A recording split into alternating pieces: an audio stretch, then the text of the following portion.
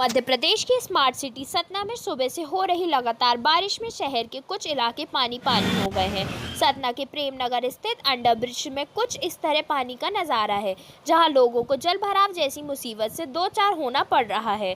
पुल के नीचे इस कद पानी भरा है कि लोगों को निकलने में खासा दिक्कत का सामना करना पड़ रहा है। मोटरसाइकिल, साइकिल या फिर बस सभी पानी से सरोबोर पुल के नीचे जाकर फंस रहे हैं। स्कूल की एक वैन जलभराव के बीच मझधार में फंस गई, जिसमें ज़रूरत से ज़्यादा निजी स्कूल के बच्चे सवार हैं और वैन को भारी मशक्कत के बाद पार लगाया गया। इसी तरह